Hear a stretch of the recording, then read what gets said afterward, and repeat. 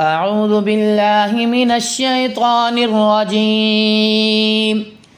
بسم الله الرحمن الرحيم.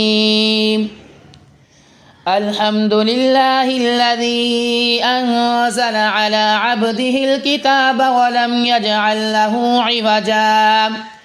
قيما لينذر بأسا شديدا من لدنه ويبشر المؤمنين الذين يعملون الصالحات أن لهم أجرا حسنا ماكثين فيه أبدا وينذر الذين قالوا اتخذ الله ولدا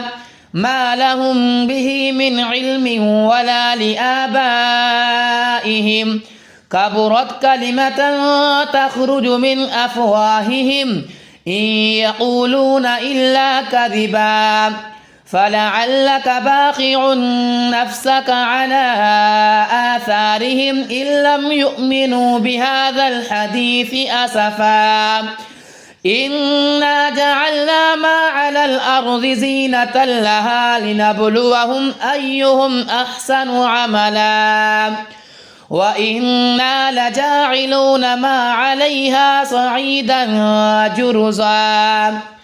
أم حسبت أن أصحاب الكهف والرقيم كانوا من آياتنا عجبا إذ أوى الفتية إلى الكهف فقالوا ربنا آتنا من لدنك رحمة وهيئ لنا من أمرنا رشدا. بسم الله الرحمن الرحيم. أفحسب الذين كفروا أن يتخذوا عبادي من دوني أولياء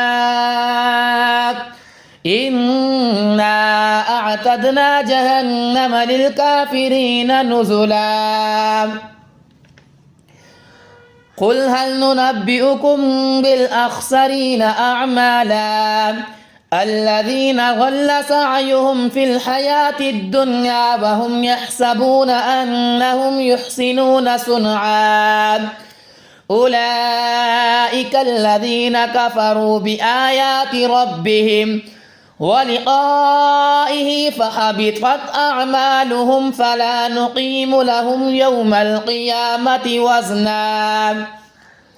ذلك جزاؤهم جهنم بما كفروا واتخذوا آياتي ورسلي هزوا إن الذين آمنوا وعملوا الصالحات كانت لهم جنات الفردوس نزلا خالدين فيها لا يبغون عنها حولا قل لو كان البحر مدادا لكلمات ربي لنفد البحر قبل أن تنفد كلمات ربي ولو جئنا بمثله مددا قل إنما أنا بشر مثلكم يوحى إلي أنما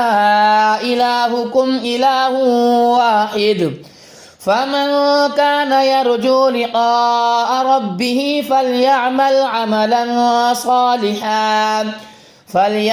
عملا صالحا ولا يشرك بعبادة ربه